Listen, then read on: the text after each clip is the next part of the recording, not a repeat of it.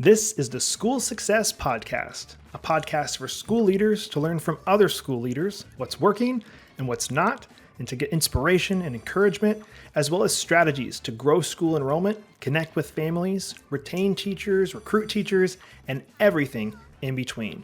You guys are heroes, and I cannot thank you enough for pouring into this next generation that's coming behind us. My goal is you will take at least one thing away from every episode that you can take back to your school to make it better than it is right now. Please enjoy the School Success Podcast.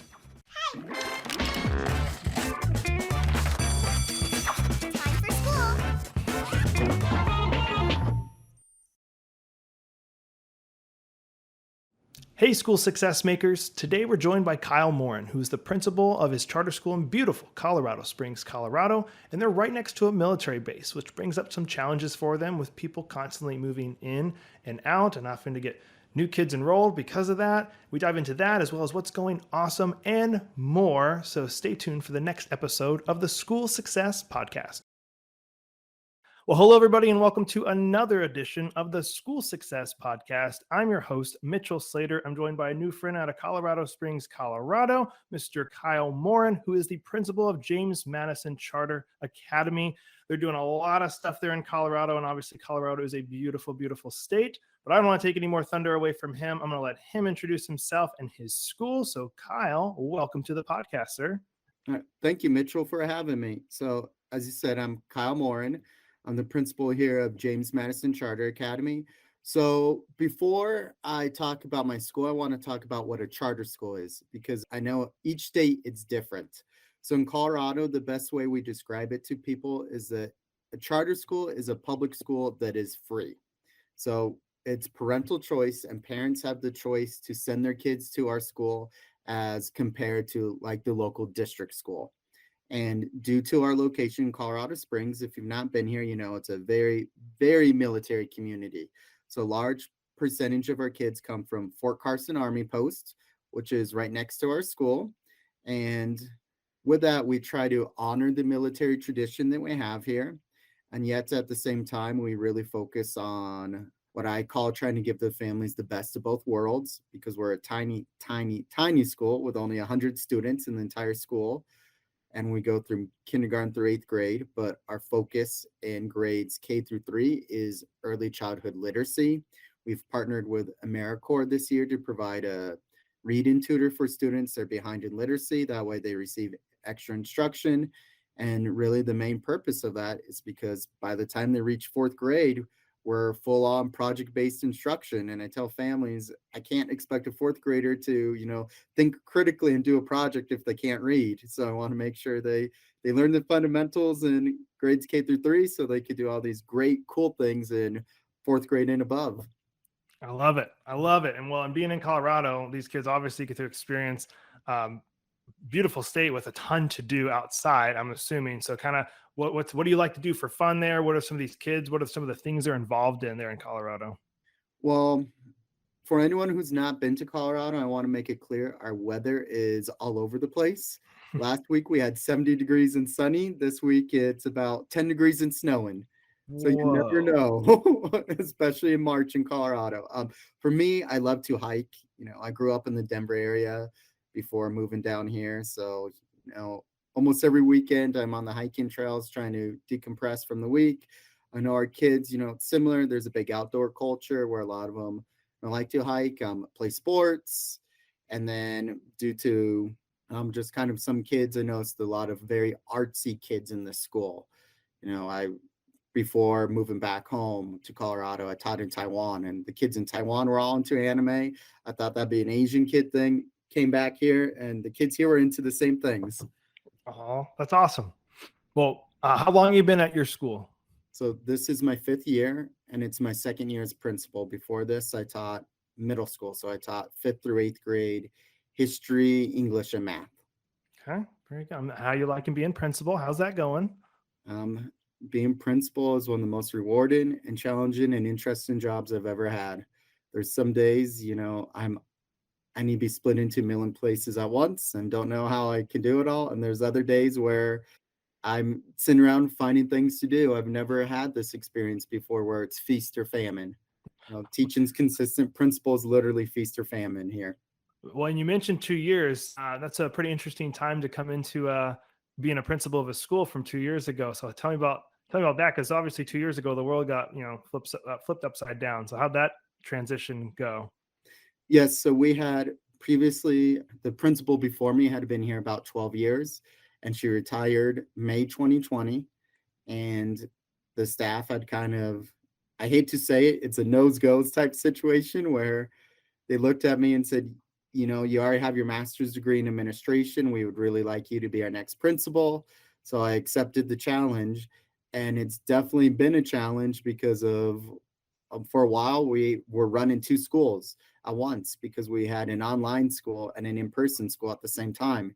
Since if we did not offer the online option for our kids, we probably wouldn't have had a school because we wouldn't have had enough kids enrolled in our school to keep it open. Man, well, and you mentioned challenges, so it's a perfect segue into the first part. I ask anybody who's on here is some challenges. So, what are some of those challenges you guys are up against, and how are you combating those at the moment?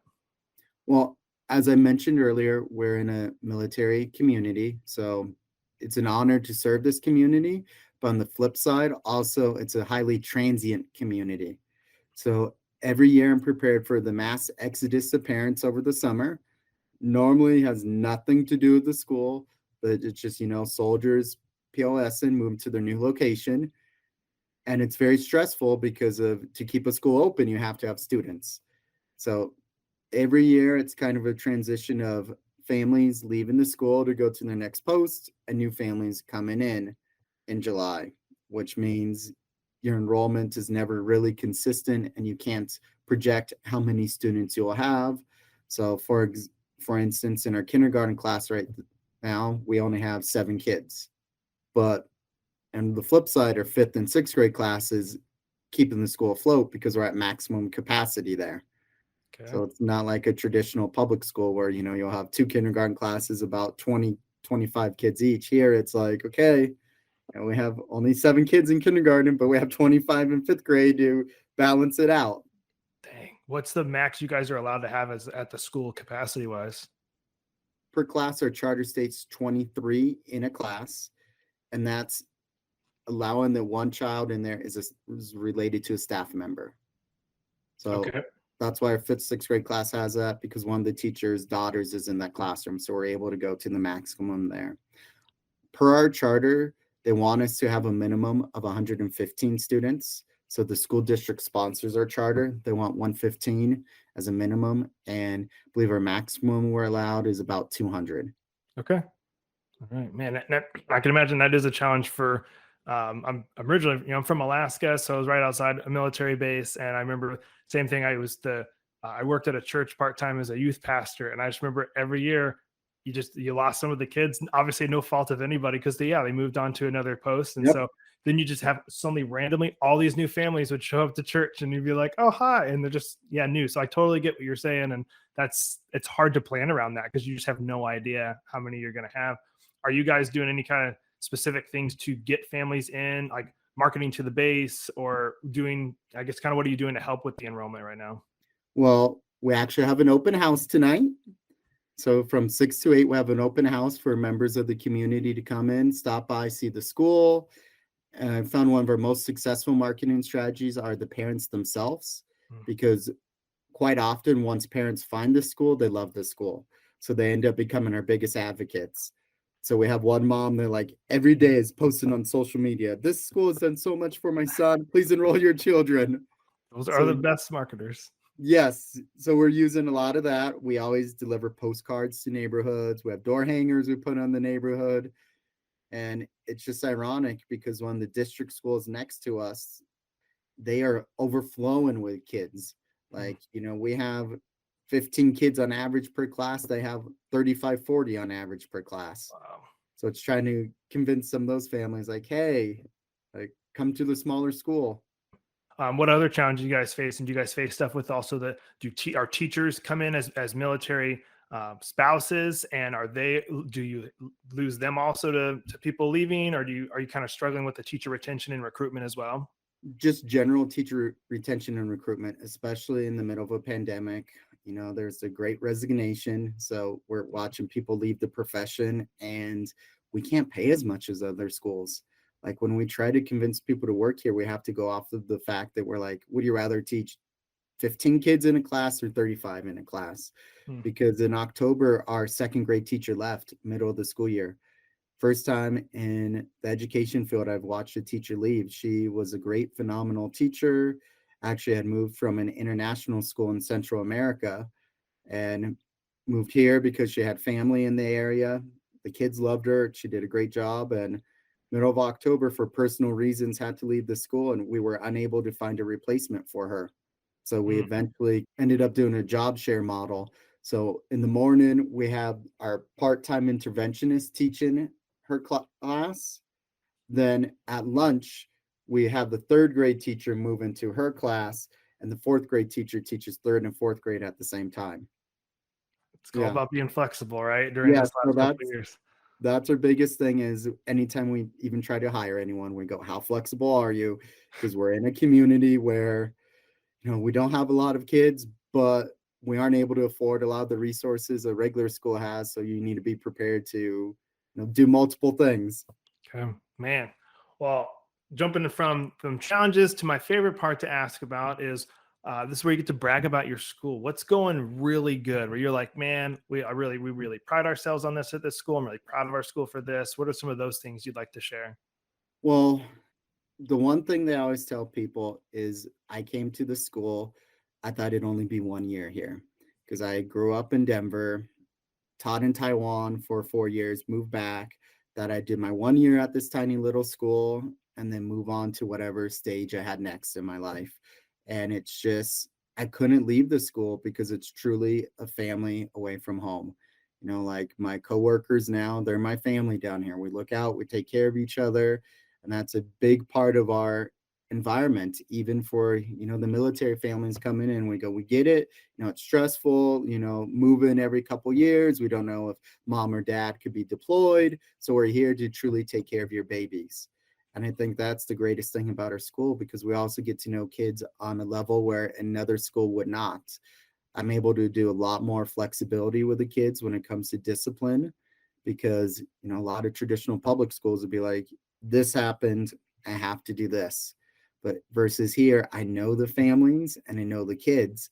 So I could go, oh, this is unusual for you. Clearly, something had to have triggered this.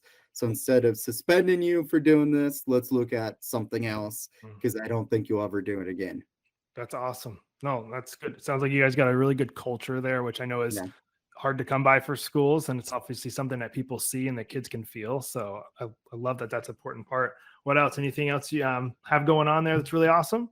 I think one of the exciting things for next year is we were accepted into the Summit Learning Platform. So as I talked about before, we're a project-based school. So, with projects, kids get to kind of steer their own learning. I always give the example that when I used to be the fifth grade history teacher here, when we studied the Civil War, we ended up studying the Civil War by creating our own trial. The kids, I don't know why they did it, but they decided to put Abraham Lincoln on trial for starting the Civil War. So Dang. everything we studied was around, was he guilty or not? And coming up with testimony, like as expert witnesses against him. So we would, we had studied the Civil War through that lens. And what I'm excited about is being part of this Summit Learning Platform for next year is we're continuing to do projects, but instead of teachers creating their own projects and figuring out as they go along, we have projects provided for us now. And, it's a fully funded grant by the Gates Foundation and the Zuckerberg Foundation out in California. So that way we can continue to do what makes our school great with projects, but we have a little more guidance on it to make sure we could focus not only on creating these cool projects, but focus on the kids and their needs as well when we're doing the projects with them. That is awesome. And congrats on getting that. I love Thank that you. the Gates and Zuckerberg Foundation are doing things like that to help schools. Just heard, and I didn't even know this till yesterday, that Jeff Bezos has all these schools he's funding, the Montessori schools that he's funding and starting, and has like a huge team. I just heard about that yesterday, and they put them in all these areas to help. And he's not charging. It's like a free, usually those are like paid schools. He's doing it for free for the kids that are in need. I was like, man, I love that. I love that these guys are putting that to good work. So I'm glad you're a part of it. So that's awesome. Thank you. As we kind of wrap it up, making sure I'm respectful of your time, I always leave it with somebody or the guest to share any encouragement, inspiration, advice, or anything you'd like to share as we close it out. Well, teaching, education, they're tough jobs. We all know that.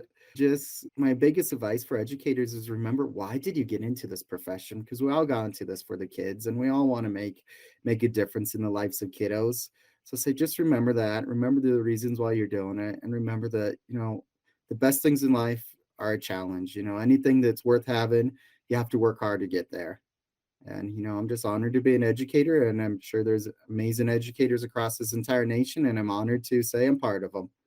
Well, love it. Well, I'm obviously thankful for you. I know I don't live in Colorado, but I'm thankful for you and your influence and your love for these kids there in Colorado Springs and pouring into them every day. And I obviously hope you're there for years more, pouring into those kids and helping them all. But just thankful for all the teachers that are out there. So continue to do what you're doing. And I appreciate you taking time to be on the podcast today. And again, if there's anything I can do to help, obviously reach out. But I wish you nothing but the best, Kyle. All right. Thank you, Mitchell. Have a great day. Well, another huge shout out and a thank you to Kyle Morin for taking time and being on the podcast today. He had a little bit of a crazy morning. He had a paper jam right before we had to start recording, and then he had to hop off to help with the carpool lane, but we still were able to get in, obviously, the podcast episode. So I hope you guys were able to enjoy it. And as always, I hope you can take at least one thing from the episode, take it back to your school to make it better than it is right now. And if you need help, whether it's growing enrollment, connecting better with your families, using technology and digital marketing, that is what we're here for. And I'd love to connect with you and help you. You can find us online at schoolsuccessmakers.com. That's schoolsuccessmakers.com. Wish Kyle and his school nothing but the best. And we'll be here next week with another awesome guest on the School Success Podcast. We'll see you then.